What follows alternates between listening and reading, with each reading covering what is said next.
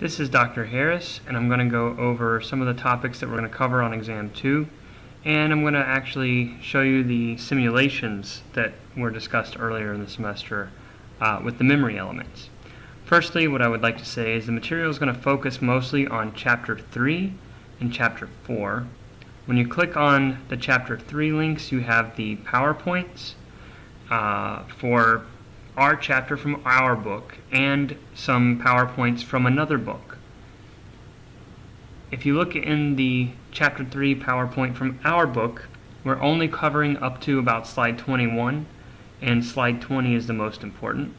And we'll go over these other ones in a moment. And we're also going to cover memory elements from Chapter 4, Part 1, and Part 2 was adders and ALUs, which adders and ALUs are also covered in this Chapter 3 material. And some of the VHDL examples in Lab 3. So, Chapter 3 discussed simple memory elements, bit storage, for single bit storage. So we have the SR latch. If you would remember, we have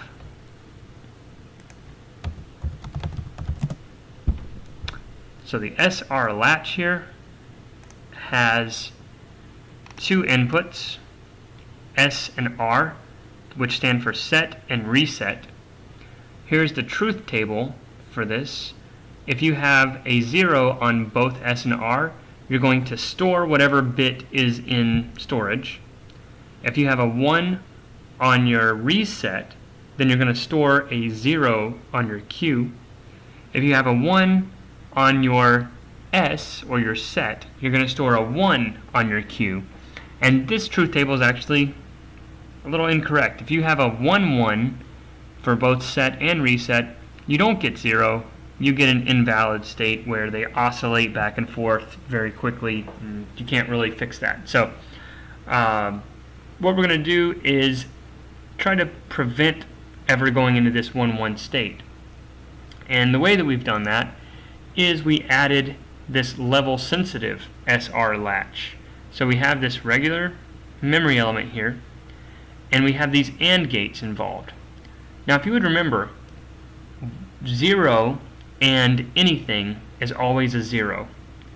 1 and anything is always whatever the other thing was. So in this case, 1 and S is going to give us S. And so the way that the level sensitive SR latch works is you can only update the value of S and R if this C is a 1. And that it's one of the useful things we can add to the circuit to make sure that we can set the data that this thing stores when we want it to. Otherwise, we can force it to store the data and ignore these inputs. So for instance, if you know your circuit that this is going to produce a 1, 1 at some time, then all you have to do is make your C a 0, and then you'll never have the issue with your memory element here getting into that invalid state.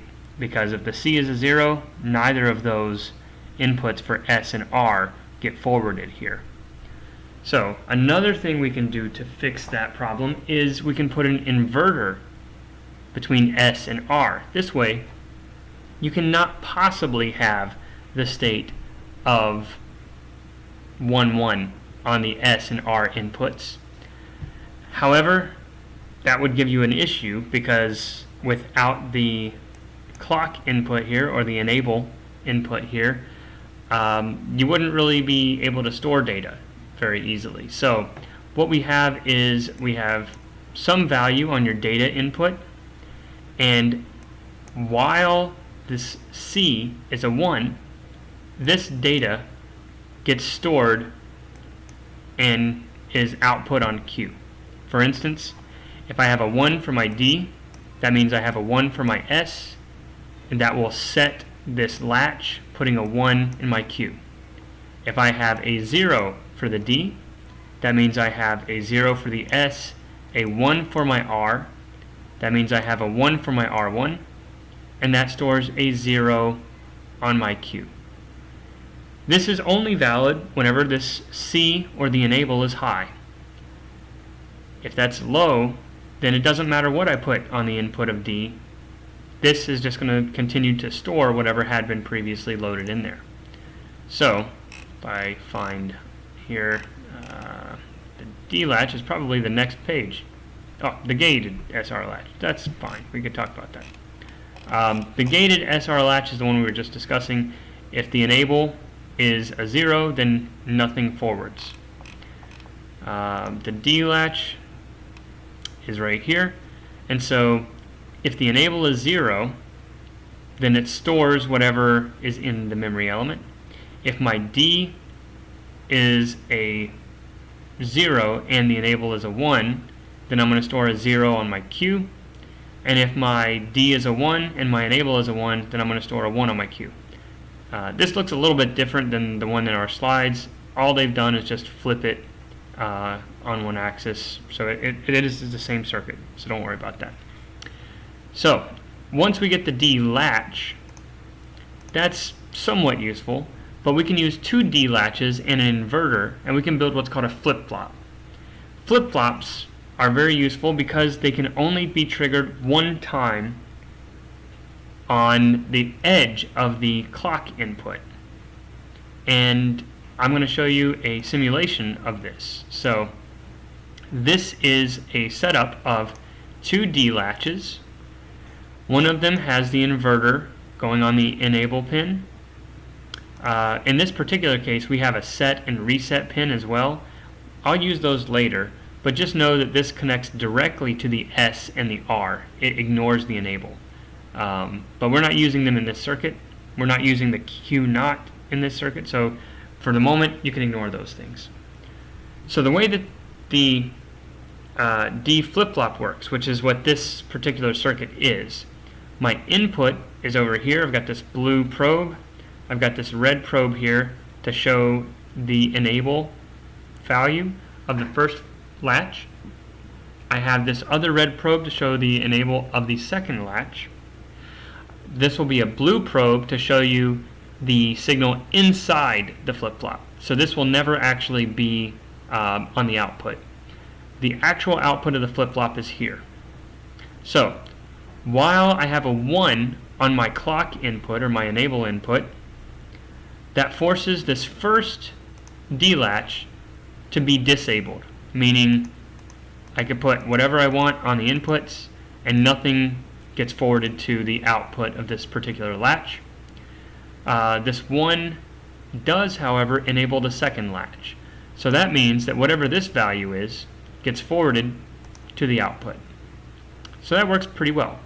So let's see what happens when I take my clock to 0. It disables the second half of the flip-flop, and it enables the first one. And I can change the value on my D, and that changes the value on my Q for as long as the enable pin here is high. So that is the function of a latch.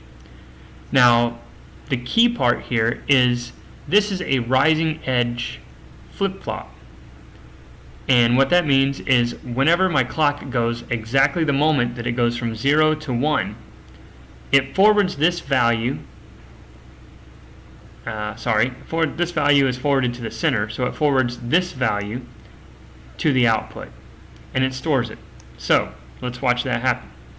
So again, right now I can change the value on the first flip-flop, but it doesn't go any further than that. If I go from 0 to 1 on the rising edge, what's happened is now I have turned off or deactivated the first latch, and I have activated the second latch. The second latch now, if I wanted to, I could put a switch here and I could replace this and force this to go on and off just by clicking it like I was doing here. However, the input of this is coming from the output of the first latch, which is storing a 1. So that means that when I went from 0 to 1 on my clock, this 1 gets stored on the output of the overall circuit, the overall flip-flop. So that only can occur on the rising edge. So now let's try to load the clock falls again. let's load this value of a 0 on the output of my flip-flop. So I put a 0 there.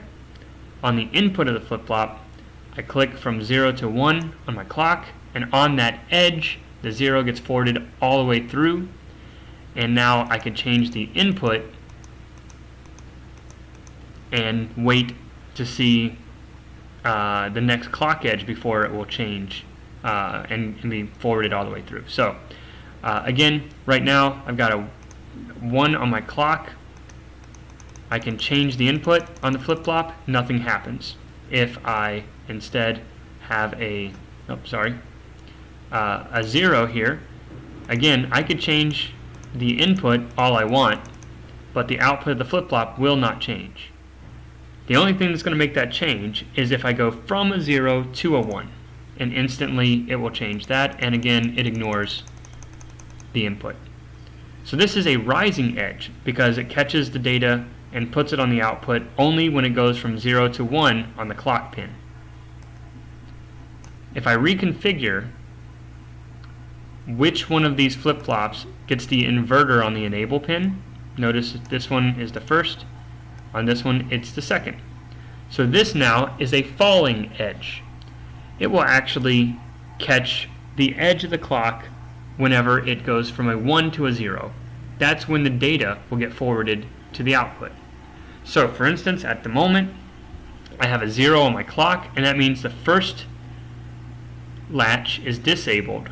So no matter what I put on the input of that particular latch, it doesn't do anything. But the second latch is enabled, so it is actually forwarding this value to the output of the overall flip-flop. Now if I go from 0 to 1 on the rising edge, my data on the output of the flip-flop does not change because this is a falling edge flip-flop. But it enables my first flip-flop here, or my first latch, so I can change these values and they instantly get forwarded through that particular latch to the midpoint of the flip-flop. Once I go from a 1 to a 0, that's when the output updates of the entire circuit. And so here we go. There we go. And again, now I can put whatever I want on the input. It's not going to change what the output holds. So that is how you build a falling edge flip-flop versus a rising edge flip-flop. And in detail, that's how they work. So let's compare what happens if you give the same exact inputs for a latch and a flip-flop. I could tell this is a flip-flop because on the clock input it has this little dynamic data symbol, this little greater than symbol. And this is a rising edge flip-flop. So when the 0 to 1 transition happens on this clock, that's when it's going to store data.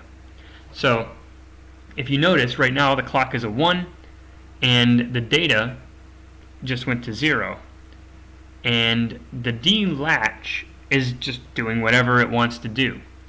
As long as the clock is a 1, then it will forward the data straight through. However, the D flip-flop only updates its value whenever the clock is a 0 to 1 transition. And so, due to the frequencies I'm using here, the clock went from 0 to 1 at the exact same time that our input went to a 0, so that's why that's stored a 0 there. But you can notice that the 1 on the clock is causing this to just forward the data straight through. Now there's a 0 on the clock. Data is not forwarding through the latch, neither is it forwarding through the flip-flop. But both of these are going to come on at the same time. This is going to turn on to a 1 on the rising edge. And now you'll see that the data will change, and on the latch it will be reflected, but it will not be reflected on the flip-flop because it wasn't at the edge of the clock. So be able to draw a waveform for this kind of situation. And also draw a waveform for a falling edge clock, falling edge flip-flop. And how would you know what a falling edge flip-flop looks like? Well, this is the rising edge, and we can find in one of these materials here, we have a schematic symbol of a falling edge flip-flop. Cannot remember which page number it's on at the moment. Seems it's not that particular one.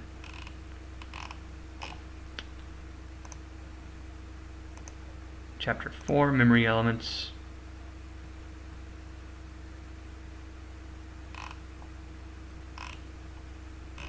No, it's not there either.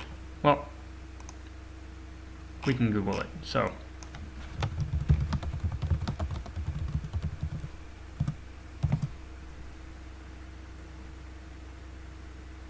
if you look here, this has a bubble on the input of the clock.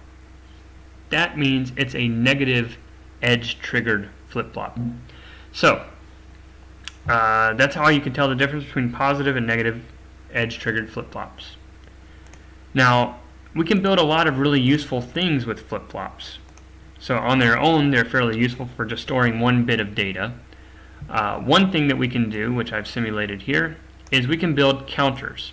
So here is a set of flip-flops, and what I've got is the Q0 input fed back into the the Q0 output fed back into the data input.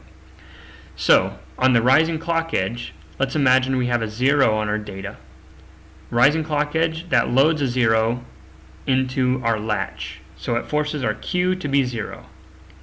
Our Q0 will then be 1, which then waits on the input here because it's fed back to the input. So we have a 1 waiting on the next clock edge, the rising clock edge. On that clock edge, the 1 gets fed into here and output on the Q, forcing our Q0 to be a 0, which is then again forwarded to the input to be waiting for the next clock edge. And then it just cycles. So it takes 2 full clock cycles for this Q output to cycle on and then off 1 time. So essentially what we're doing, we are dividing this frequency in half.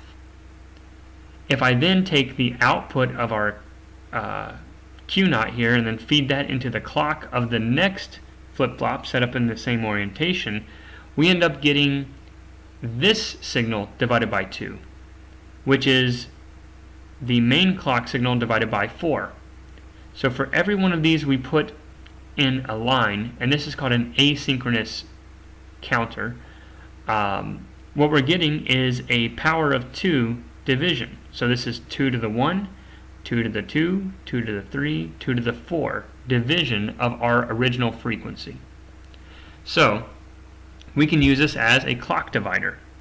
We can also use it as a counter. And so this would be our least significant bit since it's got our fastest frequency, and our most significant bit is on the right hand side here. Now what we end up having with this is the pattern that you see whenever we build a truth table. So if I build a truth table, the least significant bit changes 0, 1, 0, 1, 0, 1. So with every transition, every row, it changes.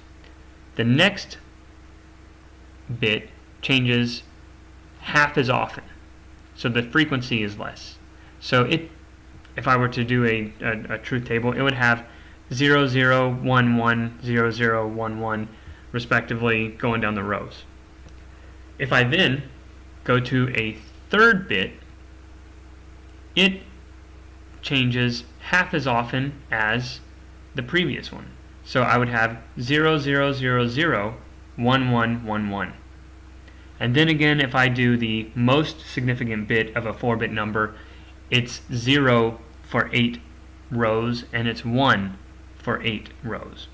So if I release the reset, which I mentioned before, you put a 1 on your reset that stores a 0 in here. If I release the reset line here and allow this frequency to go through, what we should see is this is the mirror image of the way we've normally been counting in binary, because our least significant bit is on the left-hand side, most significant on the right. But we will see this thing count up from 0, 0, 0, 0 to 1, 1, 1, 1. So as we watch this, we've got 4, 5, 6, 7, 8, 9, 10, 11, 12, 13, 14, 15, 0. And so this is how we can build a counter. Now, if we know that we have a steady clock input, a crystal input for instance, and it's very crisp, clean, nice clock signal, and we can count how many times that clock has cycled, and we know that we've got X number of bits and that we are reading some certain number of output on those bits, we can then say we know the amount of time that has passed since we started counting. And so that's how we build a counter. And so we use these inside microprocessors all the time. We use clock dividers, we use counters, we use timers very, very often inside microcontrollers. So there's other reasons we can use this though. Just for instance, if you are at an amusement park and you want to count the number of people riding on a ride, you can push a button and it will increment every time you push the button, for instance. Another thing we could do is we could build clocks with them. So you could build, if you want, your own binary clock, which is kind of a nerdy thing to do, but I think it's really cool. And people have binary wristwatches and things like that as well, but you can build a full-on clock. If we want to make a more useful clock, something that maybe your grandma would use, because your grandma probably doesn't know how to read binary numbers, we can attach to that binary output a BCD to 7-segment decoder. And so this chip, the 7447, is something that we looked at in our code in our VHDL examples, combinational VHDL.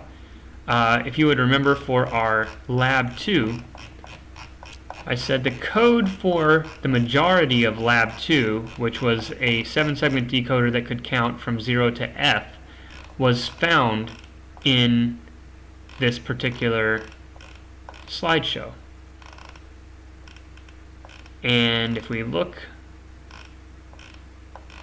we can find the 7-segment decoder that does BCD to 7-segment. So BCD is binary coded decimal. That means decimal numbers that are turned into binary. And so decimal numbers go from 0 to 9. Anything above 9, we can put don't cares into the truth table. This isn't the full truth table, obviously. We would go all the way up to 1111. But if we put don't cares in here, that makes our K-maps easier, and we can group the stuff and build digital circuits pretty easily.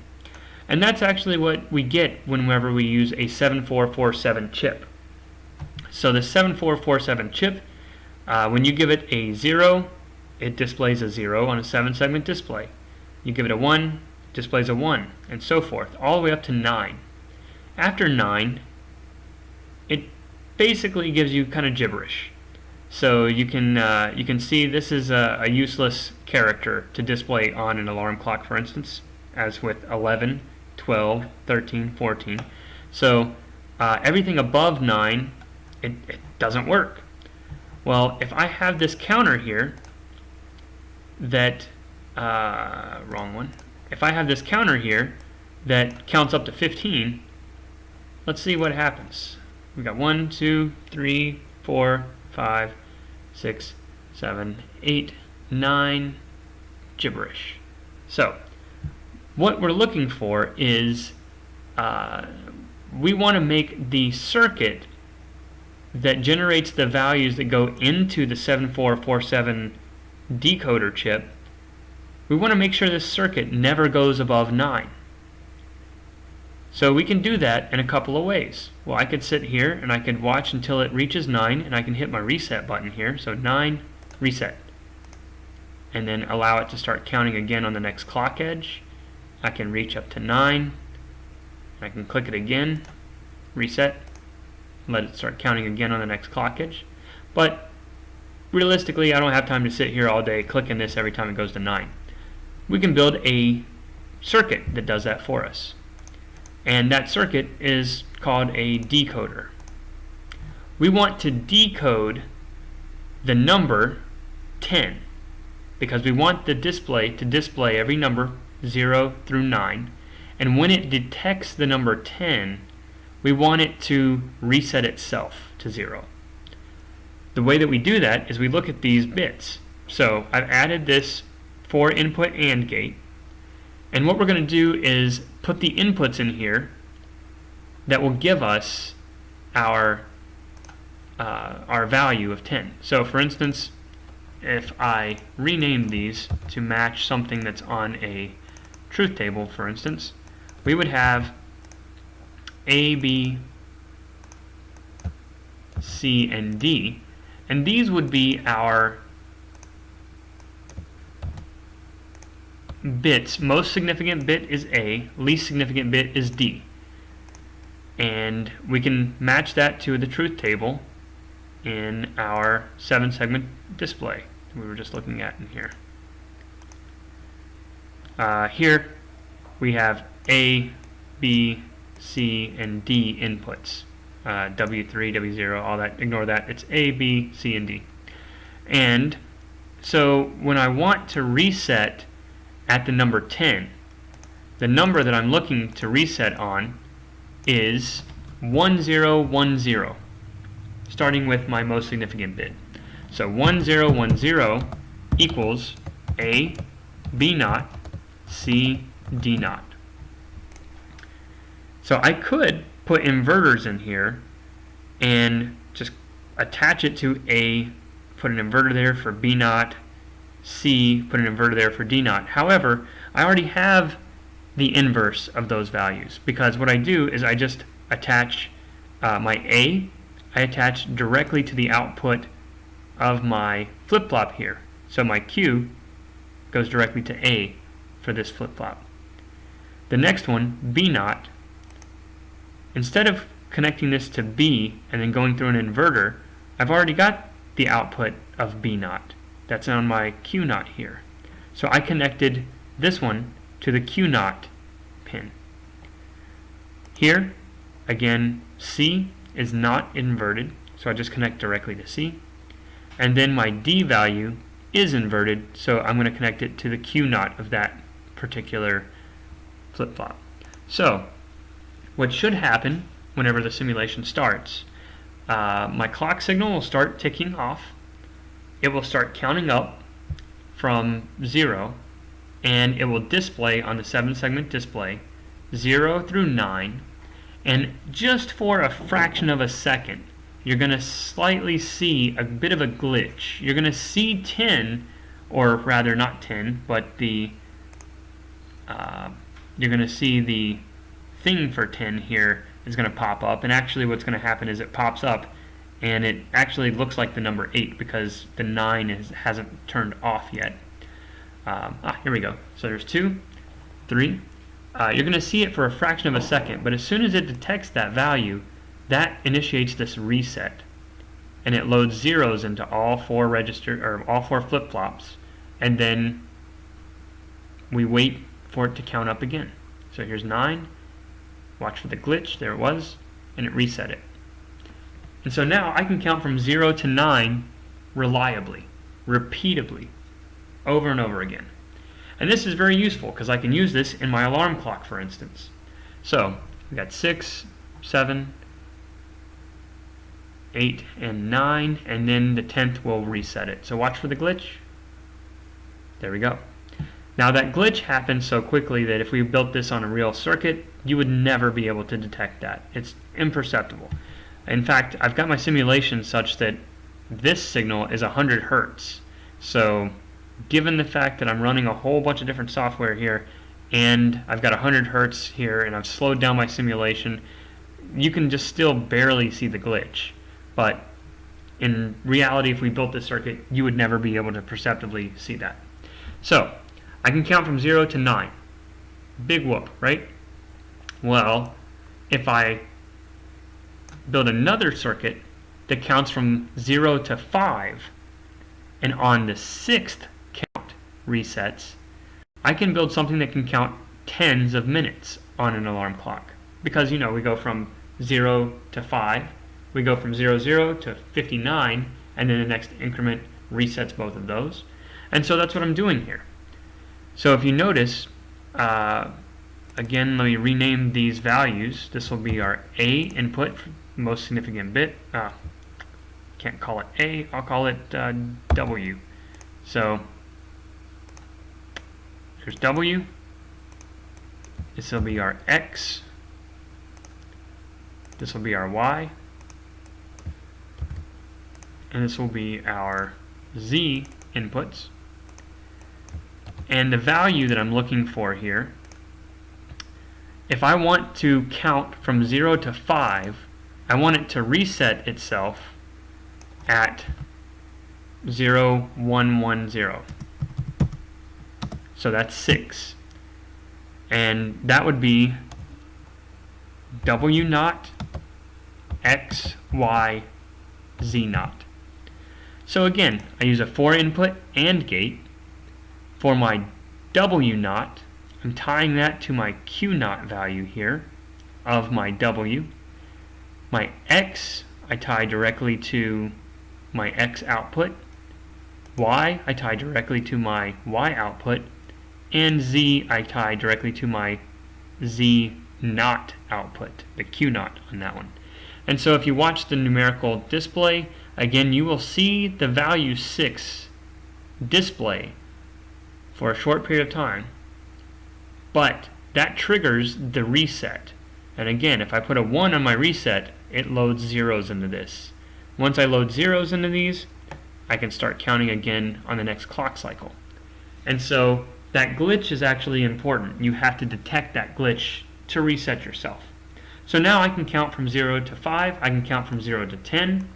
If I put these two things together, and by putting them together, I mean I count from 0 to 10, and as soon as I reset back to 0 on my 10, if I take that output and feed it to the input of my 0 to 5 counter, I can get something that can count from 0 to 59.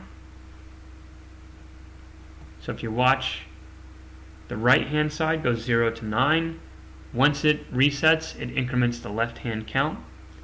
Once you reach 59, the next clock cycle rising edge will reset both. And there we go. So again, you will never see the 6 actually display here because I've got my simulation slowed down enough that that's why it's visible. In reality, you'll never see it. But this is how you would build an alarm clock. And so you would just keep building these decoders. And technically for the 6 decoder, I don't even need this 4th flip-flop because this output is always going to be a 0. I never get up to anything higher than 6, so I don't need that. But I put it there just in case, just because I copied and pasted. So that's how we can use some flip-flops to build counters and timers and that kind of a thing. There are other reasons to use flip-flops. If we look in chapter 3, we get a hint of it on slide 21, but don't go past 21 on chapter 3. After that, we went to chapter 4, and we started looking at part 1, memory elements. Now this uses flip-flops, but it uses it in a slightly different way. Instead of having the output of one flip-flop go to the input clock of the other flip-flop, we actually tie all of the clocks to the same clock input, and we have the inputs and outputs independent of one another. Now we can use this as what's called a register. If I wanted to store a 4-bit number on here, I put the 4-bit number on my inputs, and I would trigger my clock on a rising edge, and it would then store those 4 bits independently in each of these 4 flip-flops and output those values on the outputs of each of those flip-flops until the next clock cycle. Now there's different kinds of registers. So we have what's called a register with parallel load, which, imagine you're inside of a computer and your clock signal is changing repeatedly. So what you're going to do is you're going to lose the data that's stored in a flip-flop unless you continually feed the output back into the input. And that's what we're doing here. So we use a 2-to-1 multiplexer, And whenever I have my load input or my select input here as 0, whatever is stored in this particular flip-flop gets loaded back into that flip-flop on the next clock cycle. That happens for all 4 of these independently. But if my load is a 1 and the load is attached to each one of these, it's the select of each one of these 4 muxes here, whatever values I have on I3 to I0 will get loaded into the flip-flop. So for instance, my load is a 1 and I have the numbers 0, 1, 1, 1 on the input. The next rising clock edge will load 0, 1, 1, 1 onto my outputs here and store it into each of these flip-flops. So this is what's called parallel load. Then if I put load to 0, the next clock cycle will load back in each bit into itself, because it will select the 0th element here to be forwarded on the mux.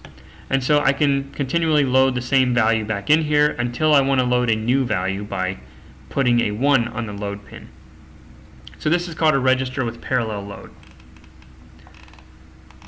If we then look at what's called a shift register, a standard shift register takes a value that's in the register, and with every clock cycle it slides it over by 1.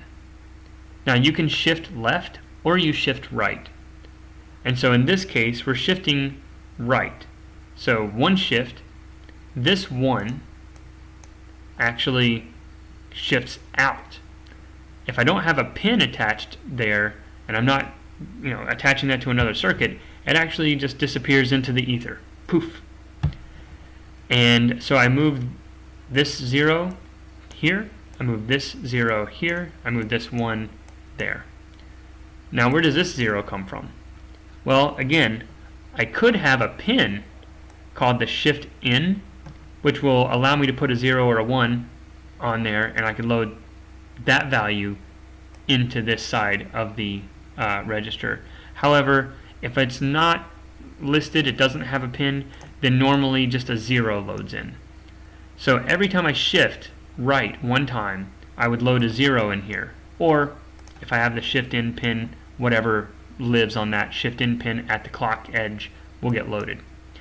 And so in this way we can actually, like I said, lose data. So if I have this number up here, this 1, if I shift right, it goes poof out into the ether, disappears.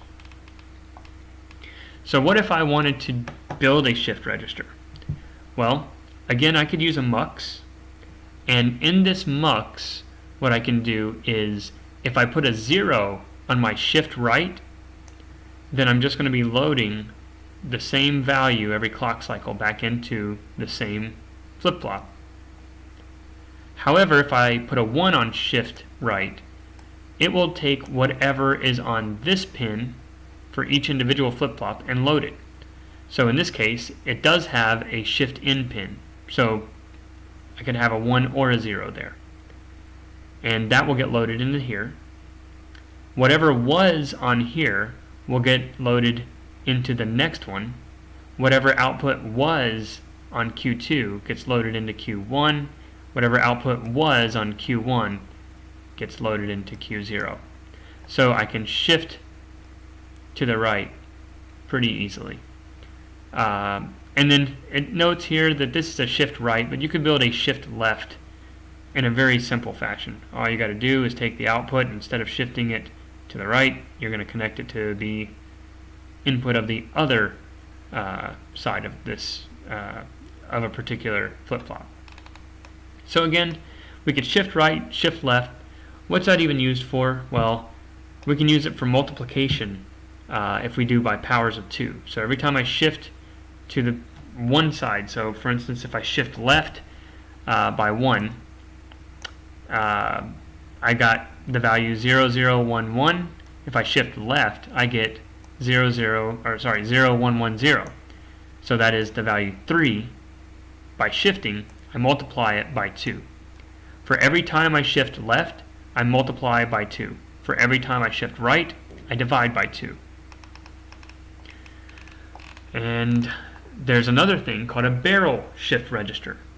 And I can shift this by any amount. So if I say I want to shift over by 7, I can shift over 7 times, 7 positions. If I say I wanted to shift over 3 times, I can shift it over 3 times. Then we have what's called a rotate register or a roll register. And in this case, whenever I shift out this value, it actually rolls all the way back in as the input, or the shift in, of the other side of the shift register. So for instance, if I'm shifting right here, this would be maybe that's our least significant bit. It comes back around as our most significant bit. This is useful because if I'm storing data that's, for instance, the screen buffer for an LCD screen, and it holds the value of the pixels in a row on the screen, I shift out one by one what the pixels values should be from my memory or my video buffer into the LCD controller, and then after shifting 4 times, I have the same data. I haven't lost any information. And so I can shift that out to load in that one line, then it can shift out to all the data for the next line, and so forth out of the video buffer. And then if anything changes, I can parallel load in there some new data, and it will shift. That new data would be displayed on the LCD on that line, for instance. So that's one example. Another example is exactly the opposite. If I take a picture with a camera, it usually takes a picture on a giant array, and that gets shifted out one by one. And so you can shift out the data that you take the picture. It gets stored pixel by pixel, shifted out serially to your SD card, for instance. So you can do things of that sort. So multifunction registers can do more than one task. So you can maintain the present value, parallel load, you could shift right, you could shift left, you can load all zeros, you can load all ones. It's really up to you as the designer what functions you want to add as your multifunction register. However, the design of the control logic is very simple. It's a mux. So if I want to maintain the same value, then I will just load in the output of the same flip-flop. So that's pretty basic. We've been looking at that already. To do a parallel load, I select 0, 1 on my multiplexer. That selects the 1th input. And just like the very first example, I load in the values of I3 down to 0 into each of these flip-flops respectively. If I want to shift right, I put a 1, 0 on my multiplexer, and my multiplexer will then select whatever's on the second input here and load that. So if you notice the way this is connected, that would then shift each bit over by 1 to the right. And then if I get 1, 1 on my select lines of my multiplexer, then it selects the third input of each multiplexer, which is connected directly to 0, and that just loads a 0 into each of these. Now, you have to know binary code here to be able to pick which one of these functions you want to do. That's not necessarily the most user-friendly. So, what you typically will do is design something such that you have a load pin, and if the load pin gets a 1, then you load data. If you have a shift right pin, if that shift right gets a 1, then you shift right. If it gets a 0, you don't. Same with the shift left. And so what you're using here is a single pin to select between the functions of that original circuit. So this is the same circuit, the same multifunction register. It has the same inputs and output operations for the muxes involved there. However, I'm converting the input from being a binary value into being a single pin value. So this is a bit of an encoder to a degree. So if I want to load, I as the designer have said, okay, parallel load has priority, because in my truth table of these functions, I'm saying that if I get a load and any of these other pins are 1, shift left or shift right, I don't care. I'm just going to load new data. That's a design decision that the designer makes. You as the engineer would say that's what I want to do, and then go from there. Same thing with shift right and shift left. If you get a shift right and a shift left at the same time, you have to decide which one do you want this thing to do. What do you want to design it to do? In this case, we always want to shift right if we get a shift right. So that's a simple call to make. Once you've made that call, you take your inputs from this truth table and you take your outputs, which are actually this truth table's inputs. So these are the control lines for the multiplexer. So you say, if I got 0, 0, 0, I want to do the function of maintain present value. In order to do that, I must output 0, 0 to this register. And so you will load in a 0, 0 here. And so this is a very simple thing. We have inputs from this table, and our outputs are from this table. And this is just a note telling you which operation you're actually performing. You look at each column independently, and you can determine the simplified Boolean expression. And then you can actually build this combinational logic circuit, and then this outside entity, this top schematic here, will perform exactly as you described in the first truth table we have on the top left here. Very simple kind of thing. And so be sure to look at these slides all the way to slide 19. So this is chapter 4, part 1. Now I mentioned we've got decoders, we've got encoders, we've got multiplexers. Those things are described here in these additional, go to chapter 3 material, these additional notes. And so if you scroll through this, this actually also touches a little bit on adders. So here's an adder, half adder, a full adder. That's one method of building a full adder. We've got another method shown in the other book. So these slides actually go through the adder design, they go through comparator design, and then we go through decoders. We're familiar with this. We just use decoders on our counters to reset them, right? So this would reset at the value of 0, 0, 1, 1. This would reset the value of 0, 0, 1, 1 as well, but this is for active low. So we have, instead of an AND gate, we have a NAND gate. So we can decode certain values and put a 1 on our output.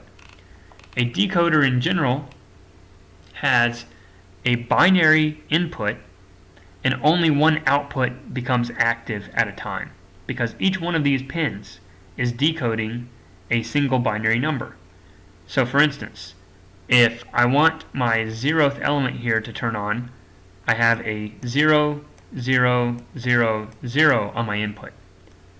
None of the other pins are going to react to that, because the only one that's detecting a 0 naught, a 1 naught, a 2 naught, and a 3 naught is this pin. Similarly, if I have the number 0, 1, 1, 1, that will output on my 7th pin a 1. All of the other outputs would be inactive, or a 0, and that would be A3, naught, A2, A1, and A0 detected. And if you write that down and you build a decoder for each one of those and stack them all together, you would build this. Now, in fact, I kind of lied, I misspoke. This actually, each one of these outputs are inverted because of this bubble. So, in fact, if an output is inactive, it will be holding a 1. And then whatever number you put in here, it turns off that output. So for instance, if I wanted to put a 7 in there, for instance, 0, 1, 1, 1, my outputs, all of these will be 1s except for pin 7. That will be a 0. So keep an eye out on these little bubbles. They invert the logic of your outputs. So that's a decoder. It decodes binary numbers. We're familiar with this binary decoder. This is the 7447 chip that we were talking about on our counter as well. So decoders can be used in several different ways. The opposite thing is an encoder. And so an encoder has a bunch of different pins on the input, and then it converts that pin number to a binary number you can read on the output. For instance, if pin 2 has a 1 on it, and all the other pins have a 0, we can follow this wire into this OR gate, and I will get a 1 on my A1. That gives me the value 0010, which is binary for 2. It tells me what pin number is there. It encodes that. If I instead have pin 5 with a 1 on it, everything else has a 0 on it, I follow the wires here, so I get a 1 on my A2.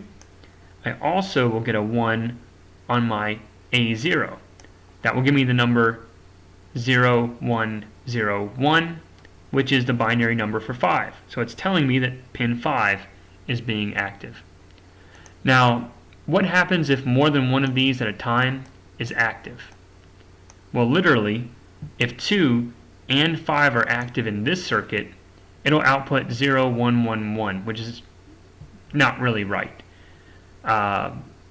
So we usually use what's called a priority encoder, and that will usually take the highest number, and there's additional circuitry to detect whenever that happens, but it will output just the highest number, whatever that is.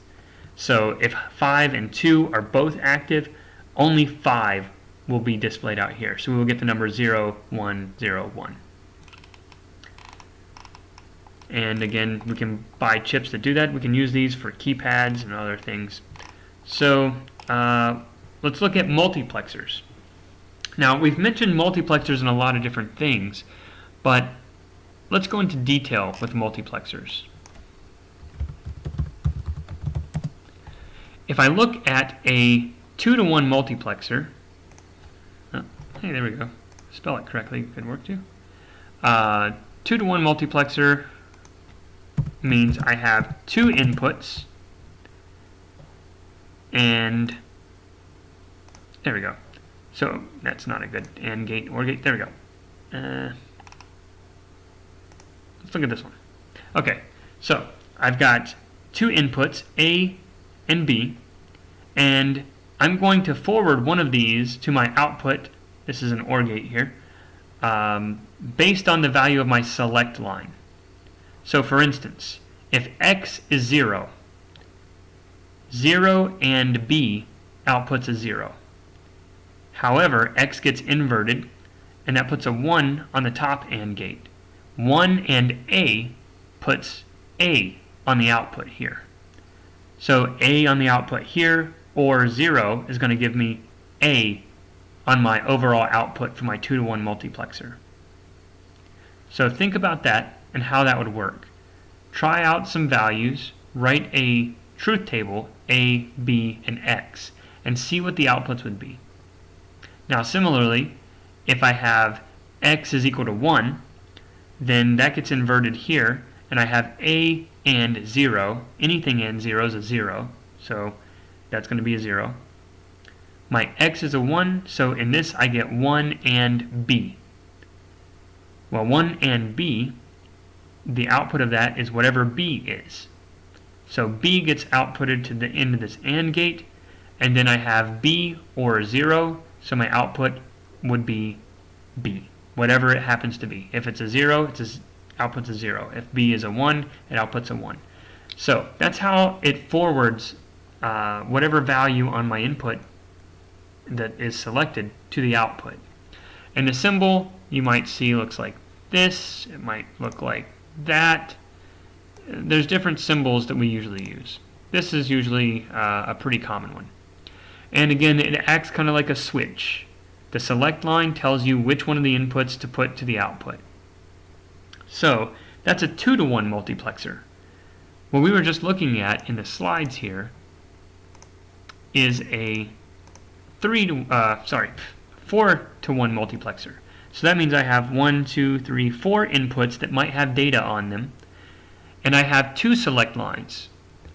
I need 2 select lines because this is encoding which one of these inputs need to forward to the output. For instance, in this case, my most significant bit is a 1, least significant is 0. So that is the number decimal 2. So 0, 1, 2, my pin D2, whatever that data is, whether it's a 0 or a 1, I don't really care, that gets connected to the output. So this is a multiplexer. Selects from multiple inputs, only one of them can connect to the output. There's a thing called a demultiplexer that does the exact opposite. Now we're going to completely ignore these enable pins. Just think about that. That's just, we're not going to use that, wondering if they're enabled or not. What we're going to look at is, we're going to use this G1 as our data line, and just like we have one data out in a mux, we've got one data in on a demux. And just as we have, for instance, this is a 4 to 1 multiplexer, this is a 1 to, well, in this case, 1 to 8 demultiplexer. So we've got 1 data coming in, we've got 8 different outputs we can select. So if I want to select between 8 different things, I need 3 binary digits to be able to count that high. So these data select lines, here they're called A0, A1, and A2 for address. Here they're called select lines. They're both the same thing. This could have been A0 and A1, and that would be the address of this particular pin. So with a demux, it's the exact mirror image of a mux. You have multiple outputs with a single data input, and you connect that one data input, this G1 here, to whichever one of these outputs based on whatever these bits are for your address. For instance, if I want to send the data out to Y3, I would put the number 3 on my data select lines. So 3 is 0, 1, 1. Very simple. If I wanted to put my data out on my Y5, all the other pins would just be inactive. It would be zeros, and in this actual case it's got a bubble, so they would be 1s. The data would be forwarded based on the address here, so that's 5, so that's 101. So this pin will get the data of G. So it acts like a little switch in there. Whatever address I give, it outputs to that number pin. So that's a demultiplexer. Let's see, we have encoders, we've got decoders, we've got multiplexers, we've got demultiplexers. Another really useful place to learn about this is in the VHDL examples and tutorials folder, especially the combinational VHDL, where there are examples of 2-to-1 multiplexers designed in a variety of different ways. So be able to identify that behavior, the behavior of a multiplexer, the behavior of a decoder, the behavior of an encoder, or the behavior of a decoder. So multiplexer, demultiplexer, encoder, decoder. Identify that behavior. If I were to write it, for instance, like this. This is a 2-to-1 multiplexer. I've got a select line. When the select line is 0, I get this input forwarded to the output. Whenever it's others, meaning 1 in this case, then I use the other input selected to go to the output. Draw this entity and see what it looks like. And I promise you, if you do the truth table of this, you will see that it matches the truth table that you built for the 2-to-1 multiplexer we Googled earlier.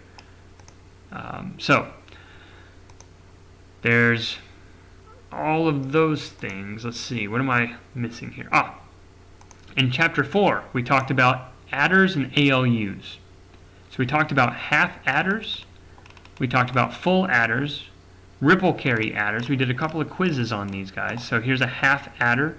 We build that based on the inputs and the outputs generated in a truth table, and then we can identify what the circuit is, and we can build an entity around that. We know what this is built out of, XOR gate and AND gate.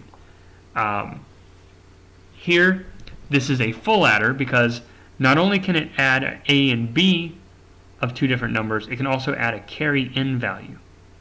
We can link these together and build a carry ripple adder, and we can modify the behavior of this carry ripple adder to build a subtractor by attaching to it what's called an adder extension or adder extender. In this case, I've got an adder here that's like a 4-bit adder, and these are buses here, so this means that there's multiple bits going in.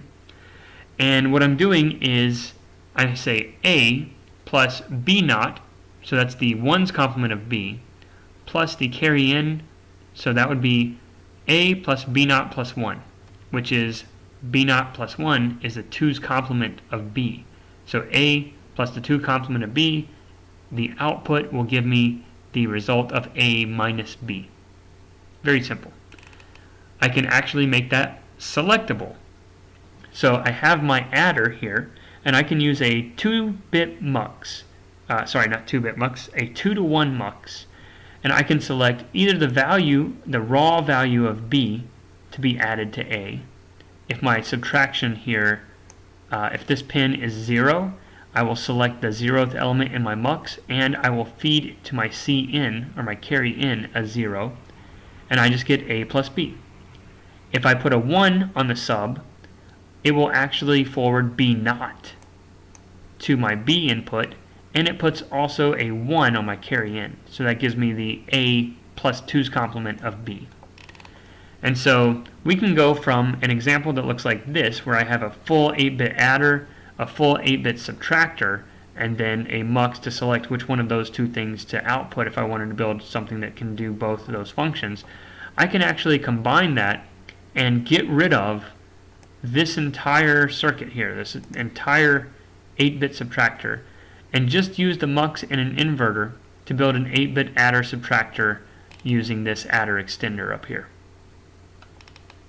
So let that sink in here. So we've got our sub. If sub is a 0, we're going to actually just add A plus B.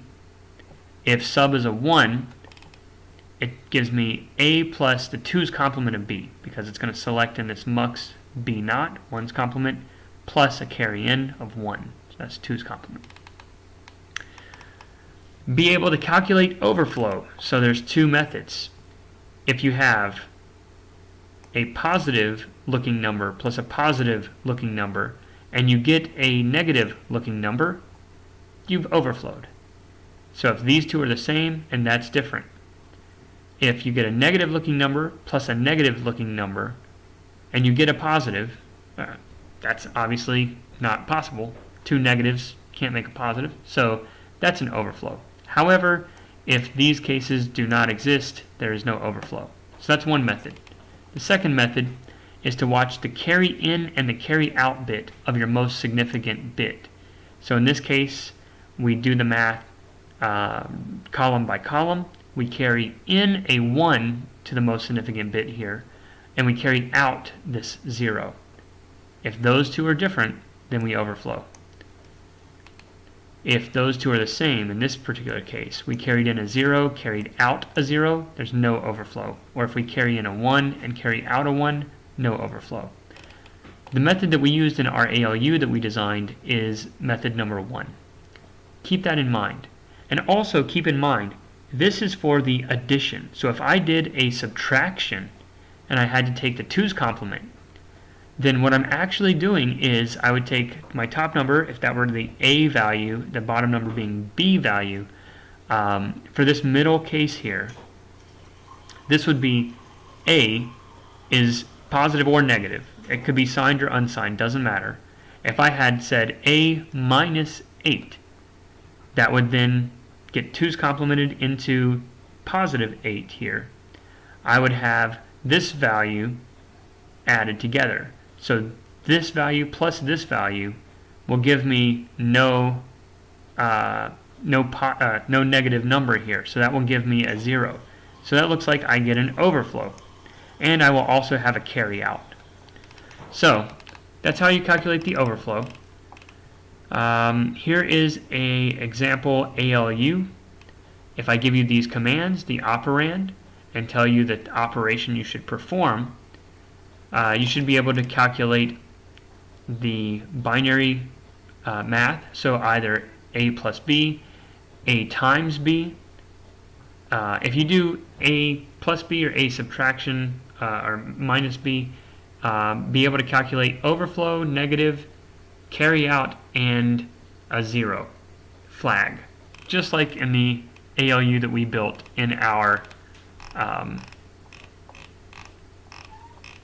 assignment for Lab 3. Now, finally, I want to talk about multiplication. Multiplying in binary is ridiculously easy. If you multiply it just like in decimal, if you have a 1 as your multiplicand, then you will get just this value copied down. If you have 0, then you will just put zeros. And of course, you're going to put your place holding zeros in here. And then at the end, you're going to add these together. And your final result should have twice as many bits as each of your inputs has. And so definitely practice that. Now, I mentioned also we have these VHDL examples. Go through some of those, or go through all of those rather, and just at least glance at them. Chapter 3 material, both of these presentations have the things that I've highlighted in this video. Chapter 4, both of these presentations. Our labs, and we have exam 2 review. So I've talked about all of the different topics that we will cover, but here is an example exam from several years ago. Practice this, ignore number 11. We're not going to do this type of question. We haven't talked about it at all. But everything else is fair game. So if I give you a SR latch, be able to build a D flip-flop. If I ask you to build an adder circuit, build an adder circuit. I'm going to give you some VHDL, just like in our example. We have this, for instance. This is just a random logic gate circuit. So this is the proper way to do that. Take a look and see how this works. Notice we had to put not, y, and you have to spell out and. You can't just assume that you're multiplying here, doing a Boolean multiplication. You can't put a plus because these are not, these are OR gates, not a plus. So you want to make sure you distinguish that, because in VHDL code, a plus means something special. It does not mean OR. So you have to write out and, or, not, and so forth. And always put parentheses around things. You want to force order of operations to do the thing that you want it to do. So I will likely give you an example of code for a decoder, an encoder, a multiplexer, or a demultiplexer. I want you to tell me what that is. Draw the entity for it, most likely, and be able to express that. Then later, I'm going to give you a circuit, maybe like this, and I'm going to say, write the VHDL code for this circuit. So that's exactly what I'm putting on the test. So be able to perform that. I just returned a quiz in which we did something very similar to that. So study that quiz, compare that quiz to the slides where we were talking about the encoder, decoder, that kind of thing. See if you can identify that. Now, your code that you write doesn't have to be compilable code whatsoever. I just want to see that you understand the basics of how to structure this thing, and if you can build an equation like this from a circuit, for instance. So that's what we're looking for here. And this example test, it has a latch versus a flip-flop, and this is a positive edge triggered flip-flop, but I may give you a negative edge triggered flip-flop. I may give you positive and negative. So be able to, given the clock and data inputs, correctly draw the waveform for a latch, positive or negative edge triggered flip-flops. We're talking about registers and that kind of thing as well. This talks about the behaviors of decoders and stuff. Number 9, don't worry about. Number 9, number 11, not really a big deal. So, those are the things that are going to be on the test. I sent out this exam review last week. It actually has all of this information in it, and it actually has valid links. If you click on any of these links, it will download all of these presentations, PowerPoint presentations, or take you to the folder so you can look at it. So, I sent this out last week. We've talked about it in class last week. We've talked about it this week. We've done exam review, and now I've given you this video with simulations, and we've done the simulations in class already, but I figured this would be a good study guide as well. So we've seen all of this material multiple times, plus if you add that to the knowledge that we've gained from our labs of both VHDL code as well as 7-segment decoders and the ALU project, calculating the flags for those things, we have covered absolutely everything that's going to be on this test, and we've covered much more, in fact. So be prepared for the test. I think that we've covered everything in sufficient detail multiple times that you wouldn't have any questions, but if you have questions, send me an email and come to recitation. Well, obviously this week recitation is the exam, but always come to recitation if you have questions, or my office hours. So, good luck, and if you have any questions now, send me an email.